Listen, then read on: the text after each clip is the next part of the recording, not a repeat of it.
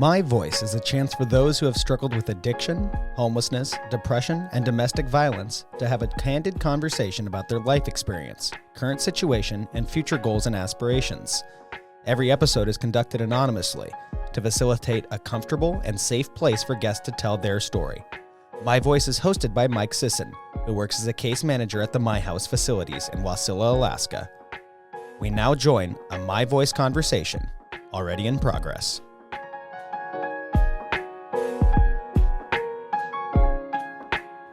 Question for you. Yep. Do you think there are more eyes or legs in the world? Probably, I'm thinking more eyes. Out of every creature? Every creature? living being? That's what we're talking here in the entire world. Okay, then I'm going to have to change that one as more legs.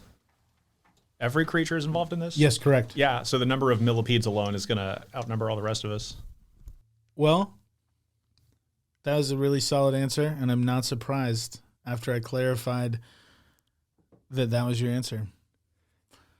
It also depends on what you count as a leg, because all them funky critters in the sea with tentacles and pseudo-tentacles and funny little appendages. Correct. And Yeah. then that begs the question, like, do flies have more than one eye, or is it just like multiple panels on an eye? So they're considered compound eyes. Each section of a compound eye has its own rod or cone, or I don't even know if the insect has those same cells, but it's all one compound eye, at least Gotcha. from what we think we understand about them. Right. Yeah, but it also, what do you call it? There's those, what is it? Clams. They've Yeah. got these little pit cells, and it isn't even necessarily what we would consider an eye. It can just detect like light or dark. And like clams, they've got like, I don't know, 8 eyes on either hinge of their little valve. And all kinds of critters have got those. Jellyfish, that's how they know to go up into the sun and just Exactly. kind of chill and drift down afterwards, is because they have those pit cells that aren't even an eye. So once you start asking what's an eye and what's a leg and all the crazy stuff that nature has, it's like, well, if you're considering a compound eye to be each pair of a lens and a rod, or whatever cell it is, to be one eye, then yeah, every fly has got 300 eyes for their only, 6 legs. And then I don't know if the millipedes are going to win out on this one, because each one has about 100 legs.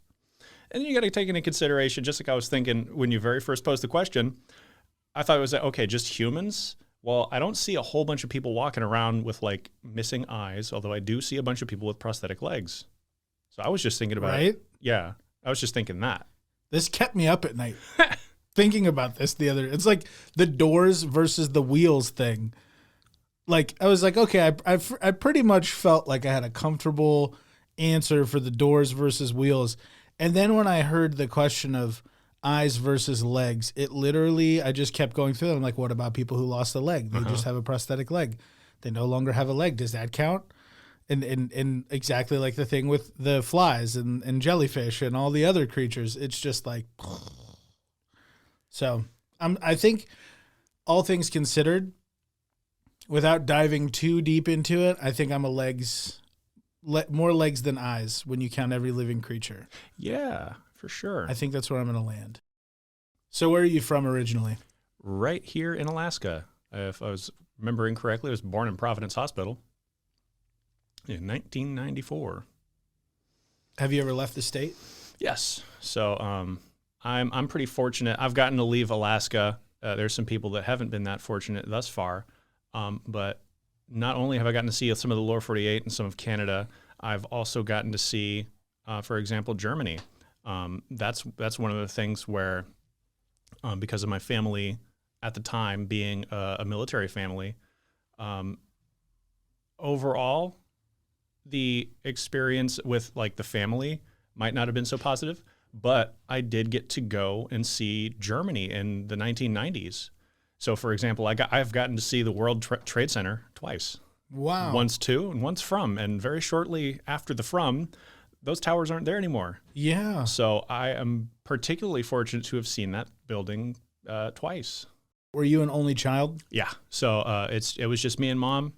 And then it was just me and mom and mom's husband. We went off to Germany. that did not hold up for one whole deployment. So me and Mom on our way back to America. Lucky timing. In that situation. Yep, lucky timing. And it's another thing where I got to experience not only a place, I was in the lower 48, but also a time. And I think that's probably a pretty special time. I'm not sure if I'm ever going to see something like that again in my life. Yeah, that is pretty amazing. So you experienced that, which is incredible. And then you end up back in Alaska at some point, correct? Yep. So we come back up here. Now, basically from then on out, now I had always been a bit of a troublemaker in schools. Like a class clown, or like you antagonize people? What does that mean? I'd say about 50-50. So effectively, my temperament as like a child was pretty much, oh, okay, I'm supposed to sit here, fine. Here's some paper, fine. Maybe a doodle on it. But as soon as somebody puts their hands on me or touches me, it's like, oh, okay, that means it's time to fight. And it took until basically I was an adult for that to not be the case anymore. So if I was ever, too absent-minded or too distracted, or I was distracting myself to the point where somebody else, was like, oh, you need to leave the class.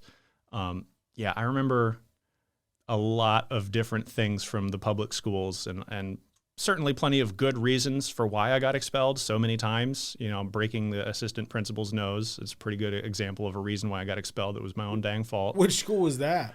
Yeah, I know it's in Palmer, but I don't remember which one. It's one of the elementary schools in Palmer. Sheridan maybe, or Swanson? I think maybe Swanson.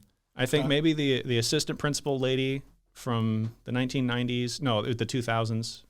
Assistant principal lady. I'm sorry I broke your nose.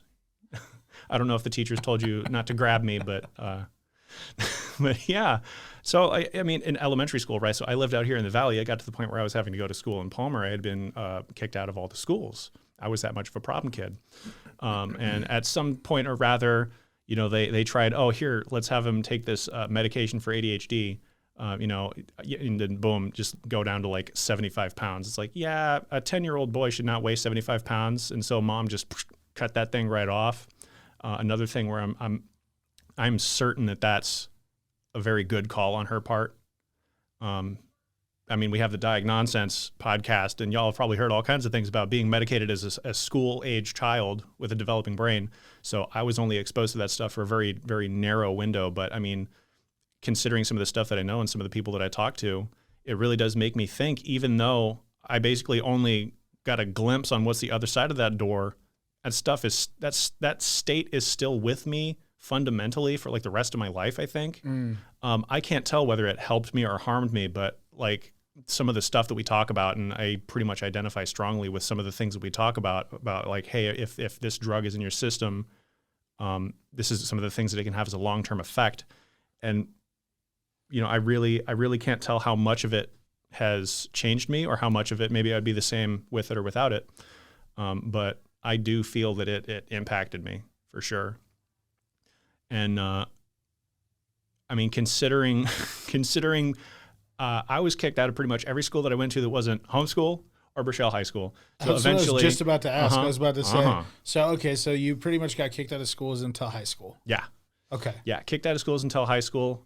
We didn't even bother trying any other high school besides Burchell. I think we had been looking at doing some charter school stuff, but basically the same reasons.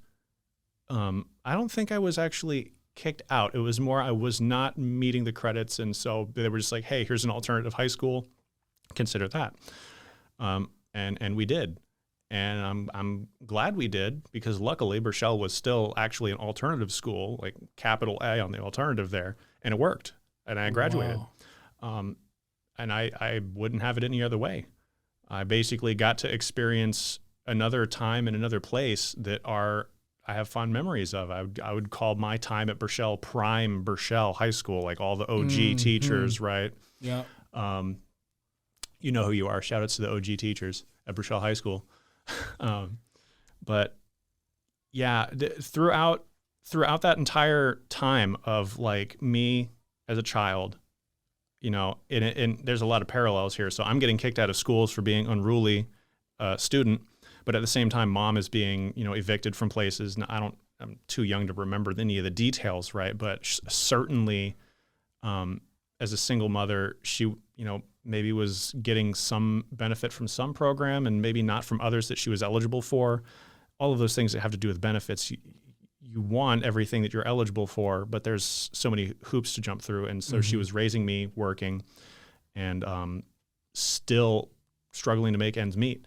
And sometimes they did meet, sometimes they didn't. And this is one of the things where, you know, I think that the stuff that was absent in the 1990s and 2000s that we have now would have really benefited my mom, because effectively, you know, during the time frame that she was of the age that she would be, for example, eligible to be a client here, all of the stuff that we provide is stuff that she didn't lack, and the lack of that led to some of the situations that I was in as a child.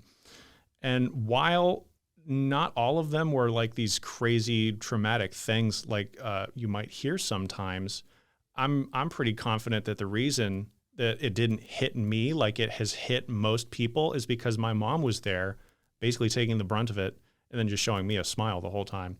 So it's not, you know, we're staying with somebody and it's not, oh, I've just been put into a quid pro quo situation by this person who's going to kick me out if I don't sleep with them. It's, oh, we're going to go stay with another friend for a little while. Wow. We're going to go and stay the night at someone else's place. We're going to go stay the night with this friend. And so I'm, you know, I don't know 100%, but at this point, and just knowing, you know, how my mom was then and how things have turned out for her, I'm pretty confident that she was taking the brunt of all the bad stuff that was going on in our life and, you know, preventing it from getting downhill to me. And again, it's a thing that I couldn't process it as a young man. But Right. now that I think about it, right, you know, her raising me as a single mother, you know, I really can't imagine how difficult that must have been. Certainly there's some choices that had to get made, you know, and I'm lucky to have basically had as nice of an upbringing as I did. There were others who were providing stability to me. So I have other family members, but most of the time, if the option was there, I wanted to be with my mother. And, you know, that wasn't always an option because, like I was saying, like there's some pretty big holes in the services that are available to people who are having needs, who are, you know, single income families. Definitely. And things like that. And I mean, you know, there were definitely times where it's like I wake up one morning to like shouting or whatever, and I've just got to grab everything that I've got and get out the door, right? You know, living life on a like, hey, we need to get out now, grab whatever you can grab because we're leaving, and that kind of like living life on that kind of a basis. And the thing is that it wasn't necessarily constant.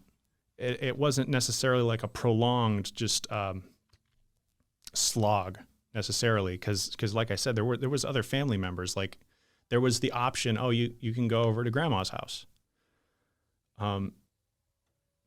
because yeah, it's true that there was always a stable family in my life. I've never really had a full blown like lapse into like rock bottom homelessness with no resources. It's always been this like mad scramble between resources and between places to stay. And things like couch surfing, I guess, is what that's called. Mm-hmm. And so now that I've outgrown the age that my mother was when she had me, and I'm not in the same situation. I couldn't be a single mother, but the Single point, parent though, you could. well, yeah. I mean, I'm the same. Actually, no, I'm older than some childhood friends of mine who are now fathers. So, I mean, I very well. You know, I'm old enough that I could have, but just thinking back on it, right, like my own upbringing, and I've already gone past and out of that paradigm, and so now what I'm basically faced with is like, all right, so one cycle is broken, and then here's me. I need to start one that's good. Yes. I've made my way out of one cycle, and I need to initiate another one that is counter to where I came from. And the funny thing is that even my mother, she broke her own cycle to get to this point because, to cut a long story short, our family is like Arkansas, Missouri type area. Yeah. Maybe some of the, if you ever seen the Spark Notes of The Hills Have Eyes, the uncle in the basement ain't looking too good these days. Yeah. He got 3 eyes. And so she was kidnapped at 3 years old and brought to Alaska by her grandmother and another man who raised her as though she was his child. God bless his soul. But, so that's one cycle broken. Yeah. Already, just Absolutely. escaping that situation. And then she's up here. Her own upbringing was not that great, right? So even having me and raising me up and getting me to where I'm at now is effectively her breaking that cycle. She didn't just repeat the past and have things like alcoholism and abuse be just like ever present, right? Which that keys into why I was raised by a single mother, alcoholism. Mm-hmm. So not only does that run maternally in my family, but my biological father, basically, he was beating on mom while she was pregnant, and she just thought, okay, how long until he's beating my son? So she removed herself from the situation. And the thing is that now you're a single mother at 19 years old, and right, what kind of support network is there in 1992, 1993, whenever I am little fetus baby child. But yeah, what kind of support system is there in Wasilla in 1993 to support a 19-year-old pregnant homeless mother? And that is that right there is the founding state that brought me forth. Now Here I am, and I'm working, doing all these things to support homeless services for youth and contribute whatever I can to help them hopefully break their own cycle and start something new in the opposite trajectory and build something positive that they can maintain in the future. That's my secret agenda. Wow. So allow me to recap. So you had a mom, significant trauma, significantly horrible lifestyle from what you've described, Hills Have Eyes-esque. Kidnapped, brought to Alaska, raised, gets pregnant, abusive husband, leaves, raises you on her own from job to job to resource to house, just instability, even though, like you said, she still came from a place which was horrendous and now is not perpetuating that same thing, still navigating a really, really rough track. Bouts of homelessness, couch surfing, staying with relatives. You graduate high school through all of that, through being kicked out of countless schools. That's pretty significant. I didn't know almost any of this about you. And you graduate. What happens next? Over the next couple of years until we get to present day, did you immediately, when did you encounter My House and how did that pan out? What happened there? So I got to watch the prequel to that show. Michelle Overstreet was my guidance counselor in high school. I figured. And so I got to watch the prequel. And so that the craziest thing is that it's like the instability and all those factors that kind of play into that had kind of fizzled out by the time that I was graduating high school. But it was a really, really surreal time for me. So, for example, I was living in a treehouse. What? I was living in a treehouse when I graduated. Real life treehouse. Yeah, it was built on top of somebody's shed, but the tree was right there, and you had to climb up a slide to get into it. But it's almost like all of the instability was just fizzling out, like it was just done with me. And it's so that's probably one of the most surreal times, because I remember getting a phone call there in my treehouse when I was I had picked up my diploma from the school, and it was one of my guidance counselors, and I think she was saying, it's like, hey, where are you? We're at the graduation. I've got the speech here for you because you're the valedictorian. And I was like, I didn't say I was going to give a speech. What's a valedictorian?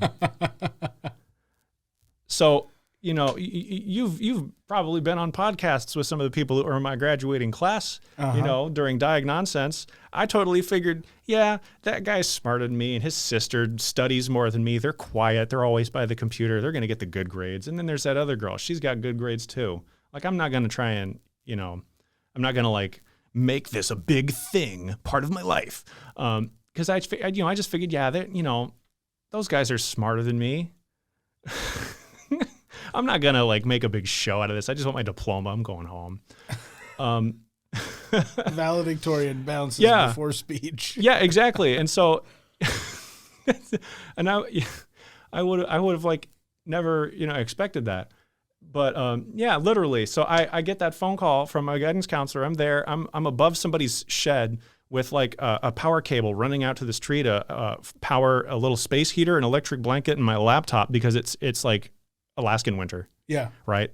Yeah. Like, I'm in a treehouse. It's like, I forget if it had insulation or not, but anyway, it was like, you know, 30 degrees, like 32 degrees tops inside the treehouse. And then I had like a you know, space blanket on and a little heater. And it was just me in a shed with a laptop getting a call saying, hey, here's some funny Latin words you don't know the etymology to. Are you going to come give a speech? And I was like, no, I've got my diploma. I'm good. Thanks, you know, for everything you've done for me. Like, I'm good. I'm just going to leave.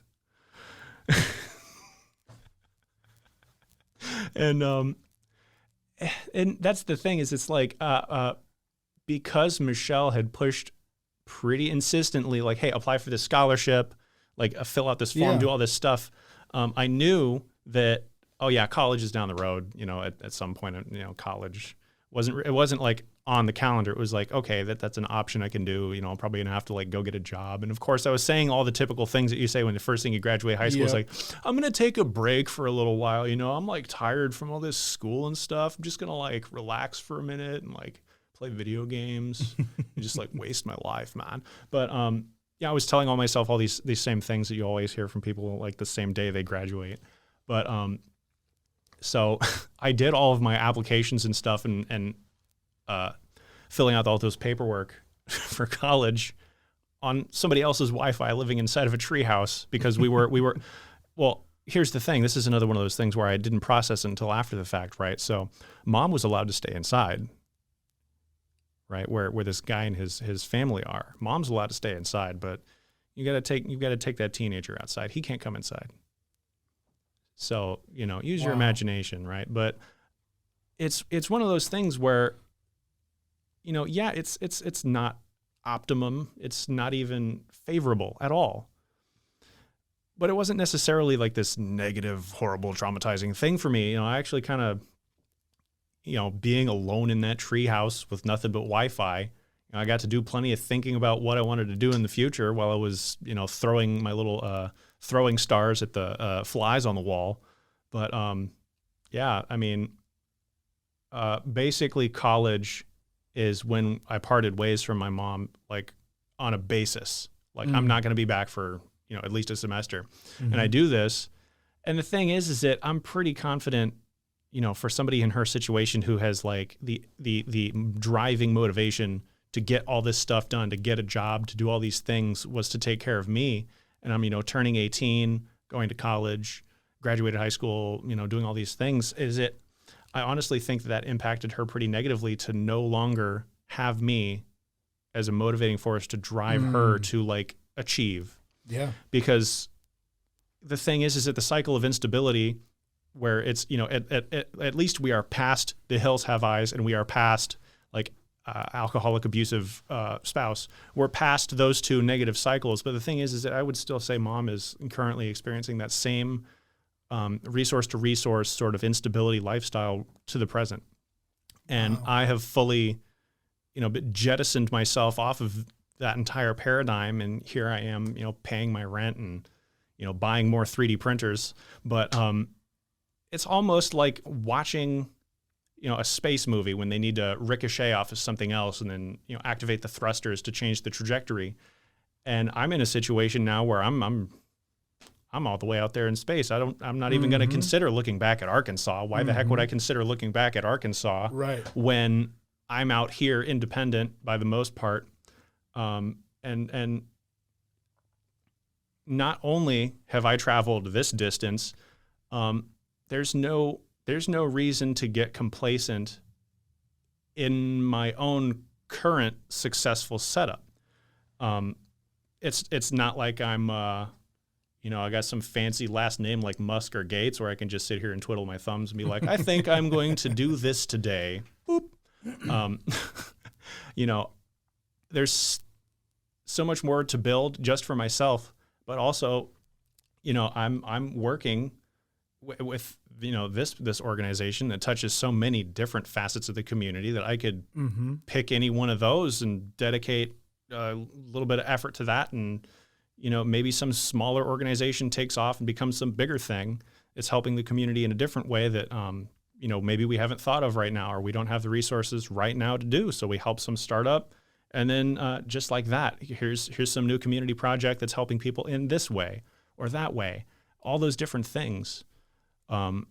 It's very fulfilling, not only in the sense of like a career that I get to help people regularly, and even in small ways, but sometimes they build up, but also to see all these different developments and these different projects going on, because everybody who's from Wasilla has always, known, okay, well, if you're not going to go out on a 4-wheeler, or you're not going to go out hunting, or you're not going to, hike some trail, you're not going to go skateboard in a skate park, or you're not going to ride your bike, well, then what are you going to do? Like, what is there to do? You gonna stay at home and play video games? I think that doing all of these things that I get the privilege of doing while I'm at work, putting in my 9 to 5, I also get to connect with all these different things effectively for free, and am encouraged to keep connecting to these things that are fulfilling. Having that as a part of my career is extremely rewarding and motivating. And I also think that just for anybody who might feel some absence in some part of their life, maybe you go to work and you got decent money and you have to just, put up with what you have to put up with to get the bills paid, but you just go home and maybe, other than whatever your creative outlet or whatever you do to blow off steam, it doesn't fill you with positivity or this energy to keep going. I do think that volunteering and just some missing piece that might be volunteerism and just working with a team of people who are doing something to help the community, it can really, really be rewarding.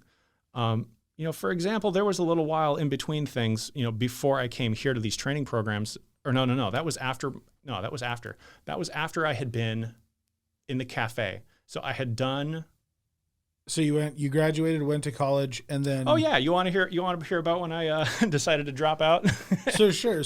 Yeah. You went to college, and then you were there for a semester. Is that right? I think I was there for 3 semesters. So I think, based on all my scholarships and stuff, it wasn't like some kind of full ride scholarship. I do believe 3 semesters in. But here's the thing: at a certain point, I looked at the amount of debt that I had.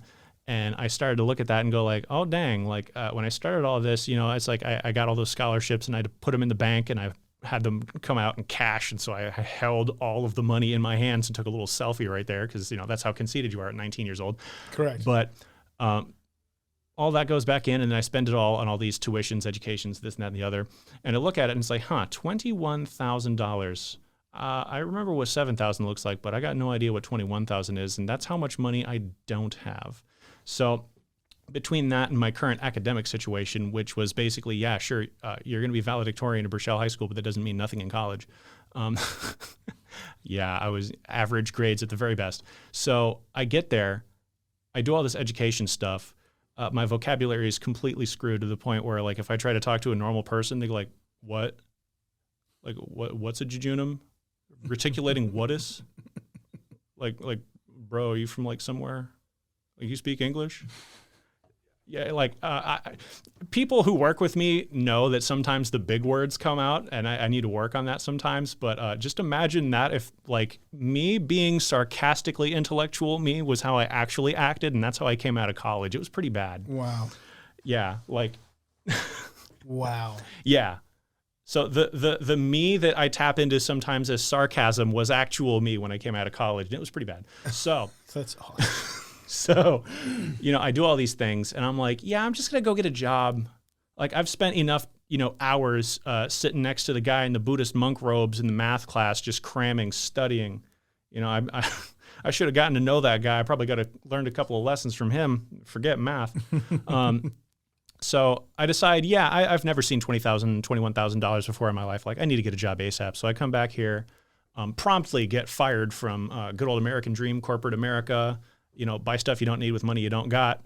Would you like to, spend extra 25 cents for some charity that we own? So I get fired from that promptly, and donating some clothing from grandma. She needs help with a bag. So she brings me along to donate some clothing to some new shop that opens up in town. We go in there and I think, hey, wait a minute. I drop off the bags in the door and I'm like, I think I recognize some of those people. I think I went to high school with that girl. And then I go around the corner and say, you go ahead and shop, Grandma. I'm going to go get a coffee at the cafe next door. Well, I go through there and I order a coffee.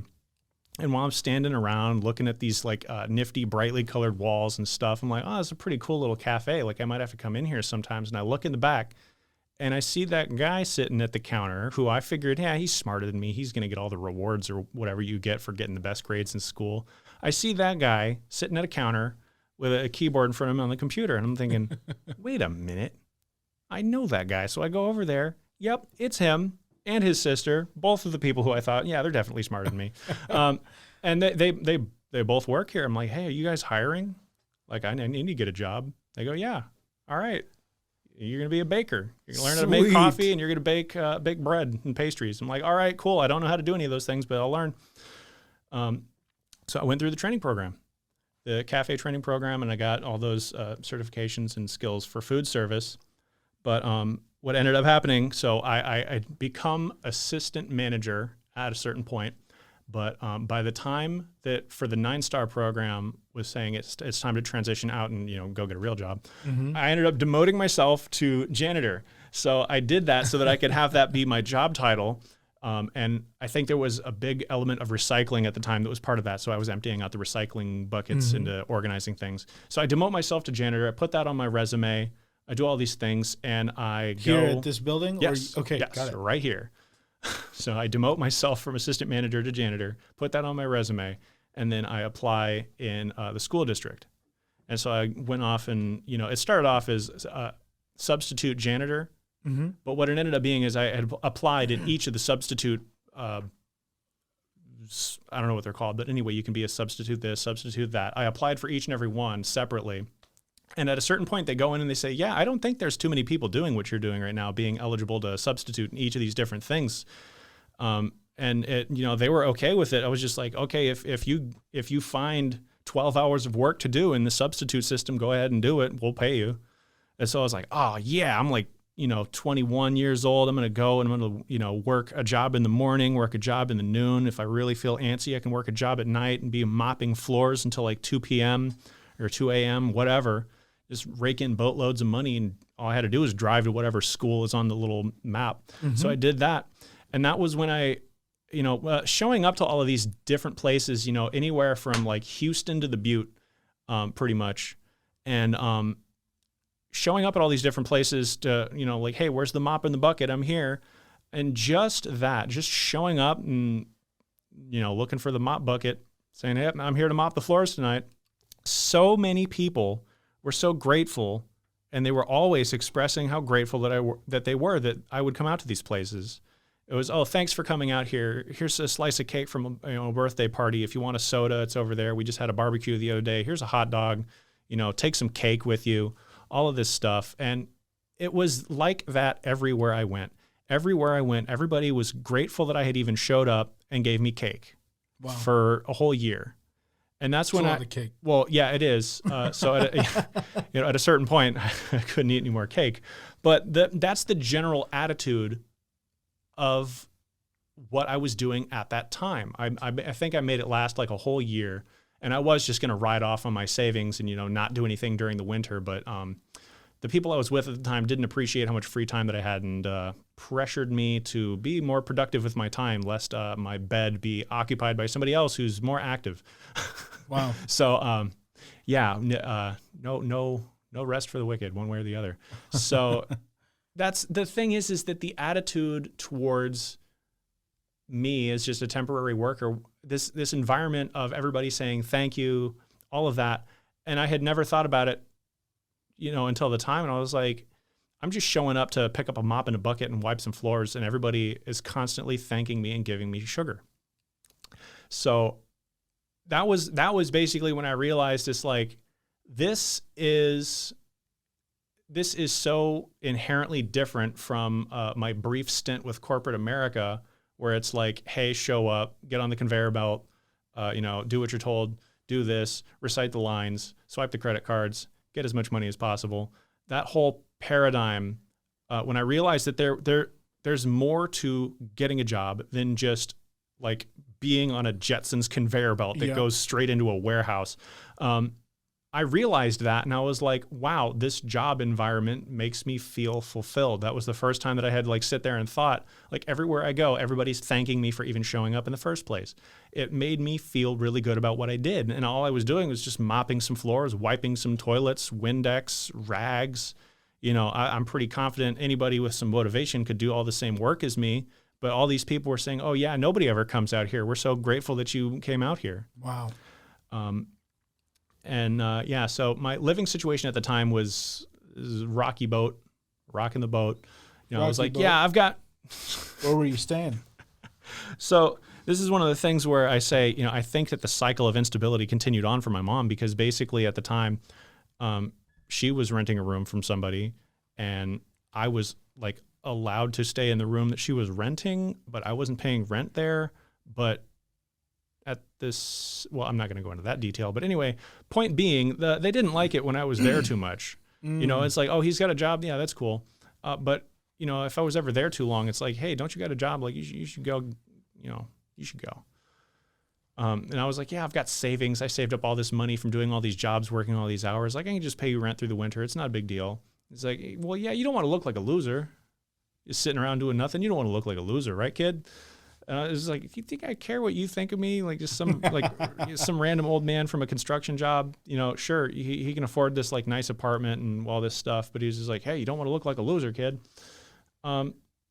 Just all around seedy, I don't want to. Trust me, on a Richter scale, that last participation in the cycle of instability was just a 2 out of 10. Gotcha. I've had people up in the middle of the night screaming at everybody, and fights and drugs and just all that stuff, happen in my environment. And I'm just like, oh, I guess I'm just going to leave or something. This was just that's why I say it's almost like the whole thing fizzled out. By the time that I was getting ready to leave, it was just so weak sauce. It was just like, yeah, you should probably get out of here, kid. You got a job. Your mom pays rent here. And it's just like, what? But yeah, so long story short, I got a job flipping patties. I hated flipping patties. Funny story. This will be the comedy flipping segment. Patties where? Well, flipping patties in the Extreme Fun Center kitchen. And gotcha. by patties, I mean licorice pizza. Licorice pizza. Gotcha. Yeah, the saltiest pizza in town. So, funny story. This is the humor segment. I'm this guy with a mustache making pizza, and people can only see me through a window and wave at me from 20 feet away. So anyway, I'm back there. And by this time, my musical tastes had slightly developed. So anyway, I'm back here in the kitchen, humming along, whistling along to the Queen of the Night's aria, Der Hölle kocht in meinen Herzen, which means hell cooks in my heart. So I'm humming along with the song, singing it sometimes even. I'm making pizzas. I'm sweating balls because there's no air conditioning in here, covered in cheese and pizza sauce. And people hear me and they're like, oh, hey, that pizza man back there with the mustache, he must be Italian, right? He's singing opera. No. And so every now and again, I would just completely fake it at these people that are just like, hey, that's the Italian pizza man. Yes, it's me, Italian pizza man. Lemonato, fettuccine. And just throw on a show. And they loved it. That had to be fun, at least that part. Just duping people. It was just and the thing is it's I realized at a certain point that it's like, not only am I singing this song because I feel the feelings the song is portraying, hell cooks in my heart. I'm in this kitchen. I'm upset.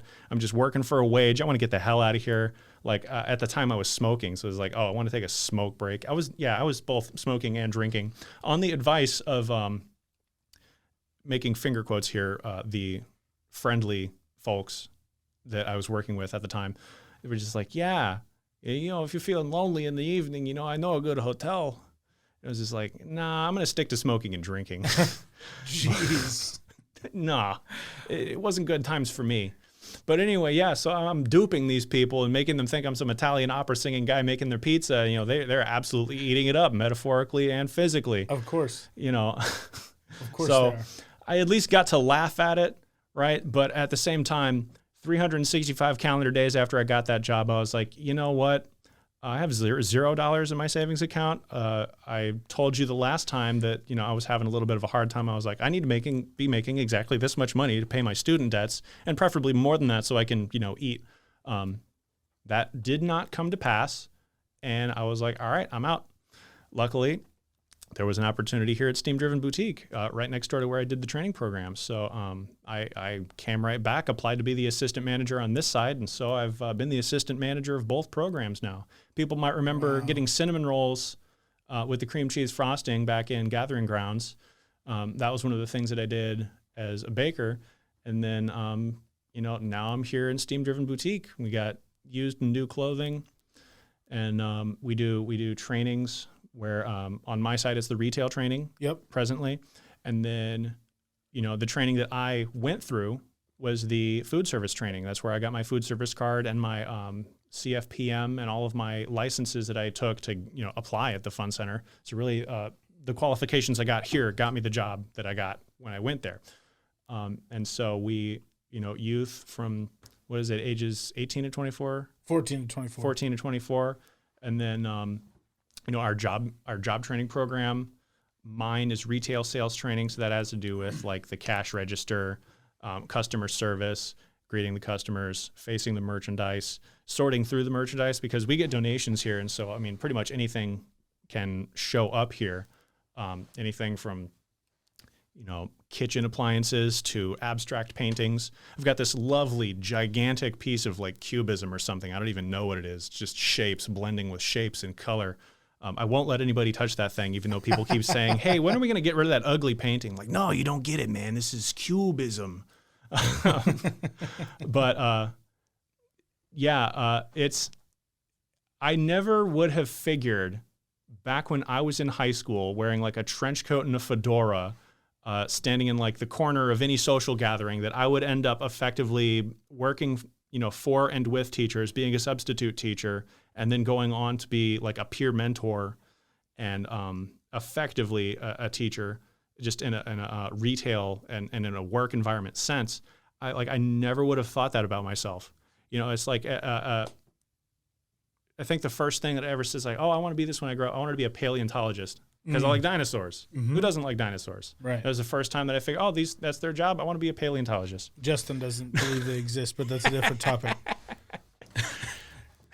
Yeah, it's just calcified reptilians.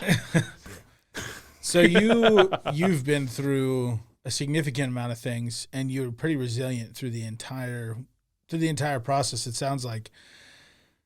What was the most impactful thing that happened to you, whether it was just a memory or a single action or a series of actions that happened to you since you've engaged with My House? I would probably have to say it's the times when I get deja vu from somebody coming to me who's experiencing instability in their life, and when basically I hear them recount to me what is effectively just a chapter out of my own life. So I've had people come up to me and say, you know, someone has touched me and I didn't want them to, and now I'm scared. I don't want to go back to where I came from. Like, will you beat them up for me? You know, just these things that I see that are just basically lifted verbatim out of my own past. And it's like deja vu sometimes when these happen. And it was a lot of work to not get emotionally wrapped up in it when it was effectively my own past being relived by somebody else. And I was like, well, I know how this worked out for me. So let me tell you some things that you might want to know.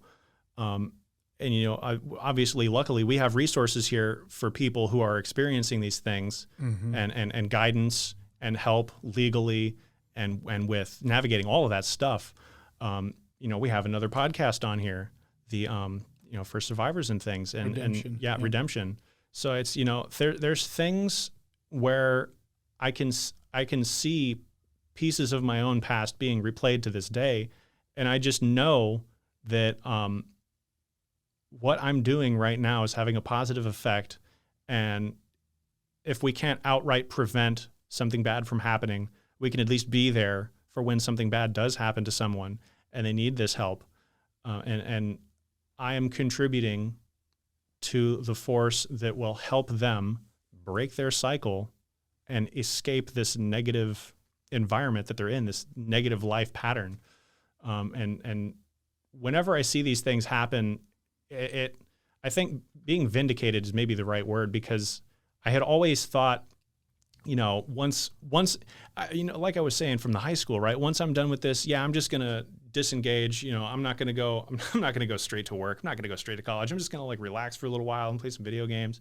All of the times growing up, I was just thinking, I'm going to escape from this. I'm going to get out of here. I'm going to disengage. I'm going to find someplace else to go be by myself. I'm just going to leave. And now that I've come to the realization that it's like, no, leaving has nothing to do with the solution. Staying and working on what's here, and repairing the damage, doing what we can to prevent damage, helping people deal with it. That is the goal and the solution and the right thing to do. And it keeps me connected